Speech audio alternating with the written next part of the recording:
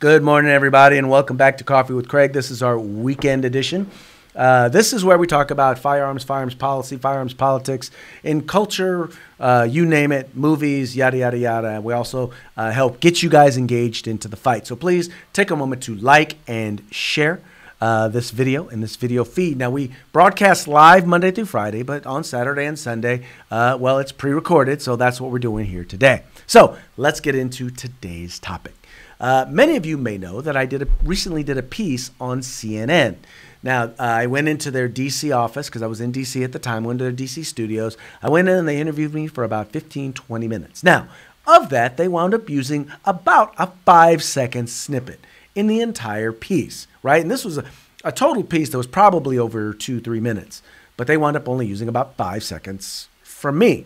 Or, now let me clarify, not just 5 seconds from me, total was probably about 10 seconds from our perspective. But that's generally what they tend to do, right? They want to make sure that our side is accurately reflected, but they're not necessarily interested in making sure that our side is fairly reflected. And that's just kind of how they roll. That's the way in which they do things.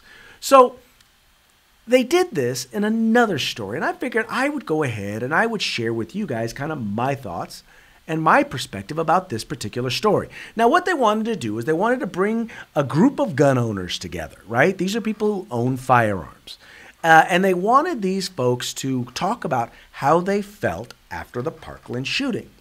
And what's interesting is that they note that a good number of these folks actually changed their position or were rethinking their position on their firearms. Let's take a look. So how are gun owners and gun enthusiasts feeling about all of the talk of new gun policy? I sat down with a panel of gun owners from Florida, Alabama, Connecticut, Arizona, and New York. 3 of them say they are now having second thoughts about their own weapons in light of the massacre in Parkland, Florida. So here's part 1 of our conversation.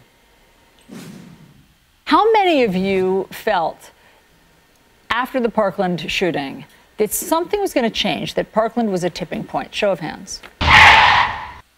Now, tell me if you notice something here. Now, I want you to look at these folks, and there's something very interesting that I noticed about this particular group, and it mostly had to do with who was here.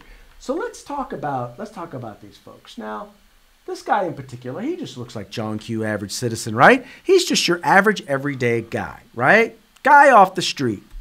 Well, no, not necessarily. Keep in mind, and they do note it here, but he is one of the guys, one of the first people who actually chose to destroy their firearm, or destroy, in this case, his AR, because he didn't want his gun to be used to take a life. So, not exactly John Q. Citizen, not exactly random guy off the street. But he wasn't the only one. You guys recognize this lady, right? This is Jane Q. Citizen. Once again, middle America, wholesome, middle class, yada, yada, yada, right off the street, right? Nah, not so much. Amanda Meyer was also one of the people involved in the hashtag One Less Gun movement. She was also one of the people involved in making sure that, well, in promoting the idea that, well, we want to make sure that people, well, don't have access to guns, right? So why is that important? And I get you're wondering, why is this idea so important? Because what it tells me is this. It tells me that at least a third of the people that they put there, they knew for a fact were anti-gun, right? A third of the people that they put in this thing were people who were already against the idea of the AR-15. They were already decided that they were going to be against, you know, people being able to own AR-15s. So how exactly is that non-biased? I mean, when two-thirds of the thing, that is the very definition of stacking the deck. And it played its way out in the middle of some of these debates. Check it out. An AR-15 should not be used as a home protection weapon. Why not? Welcome to 1984. Do you know what a fabulous gun that is for women? It is a fabulous gun. So is a shotgun. Yeah, shotgun's actually a much better weapon. No, but it's much harder to handle. Not for a woman. Your accuracy doesn't have to be. That's a fallacy too. And to hear a pump action shotgun go, most people will leave. That's a fallacy. Okay, so the interesting thing about this particular lady, and this is what I kind of wanted you guys to note, notice notice her title there. Do you guys see it? Do you guys see what it says? It says that she is an NRA pistol instructor. Now, what does that mean? What does that mean that she is an NRA pistol instructor? It means that she is the only one sitting there in that group when it comes to self-defense that knows what she's talking about. The only one. And what were all the rest of them doing? What were the people who were anti-gun, right? The one guy who just simply cut the barrel off of his gun, turning it into a sawed-off long gun, right? Actually making it an illegal weapon. The guy who didn't know any better. Or the other people who had no idea what they were talking about. They were going to tell the one person in the room who did know what they were talking about that she was wrong. And they were going to shout her down. You guys saw that, right? I know I'm not the only one who saw them shouting her down, right? I'm gonna tell you, this lady right here she is my hero. I mean, she really did a great job standing up for our rights and really representing us, representing knowledgeable gun owners who were there in the room. Here's another exchange. I know why you want them. I know they make a lot of noise. They shoot a lot of bullets. Very macho gun. It's cool looking. I understand why they want them. But nobody can tell me why you need it. We don't have to need it. It's a constitutionally protected right. See, not only did she understand the practical, right? But she also understood the ideological. The fact that this is a right, right? Here you had a guy who basically said, and this is what they always say, I don't know why you need it. Well, we've already established you don't know what the hell you're talking about, dude. We've already established that you don't know what you're talking about. And so now you want to tell me what I need.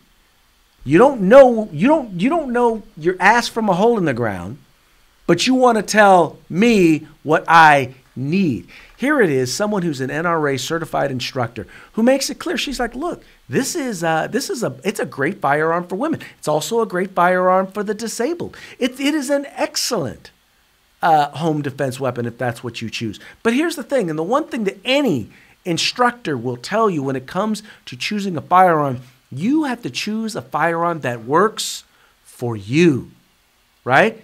It may be a shotgun. It may be a handgun. It may be a semi-automatic handgun. It may be a revolver. It may be a bigger one. It may be a full size. It may be a compact. It may be an AR. It may be an AK. The thing is that when you are in a position where you need to defend yourself and your family, you want to have the firearm that works the best for you, that you are most comfortable with. And later she had another point she made that unfortunately I didn't get the video for that. She said, look, when I need to defend myself, I want to have something better than what the other person has. I want to have more rounds than what the other person has.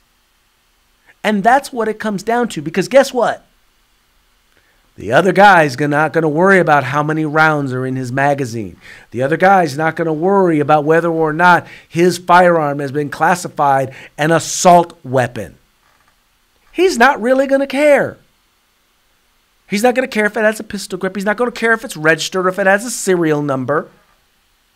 He's coming there to do damage. And if we are not prepared to meet equal force, at the very least, equal force with force, well then guess what? We are in a very, very bad spot, my friends. And you know what?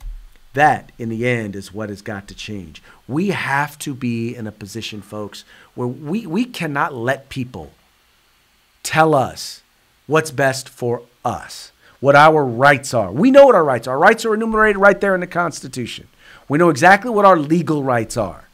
So let's not let the other side, let's not let people who don't know what they're talking about and are not really interested in protecting us, right? They're interested in feeling good. They want to feel good. And when their ideas don't work, like their gun-free zones, right? They don't work, well, then they want to find another reason. They want to basically take it out on us. And you know what? I am sick and tired of their bad ideas being taken out on me. I hope you are too. All right, folks, that's going to be it for today's Coffee with Craig. Thank you so much for tuning in. Please, once again, remember, tell your friends, like and share our Facebook page. Like and share these videos. Let them know. Firearms Policy Coalition, we are the home in the fight for civil rights. Got to use them or you're going to lose them. Talk to you later.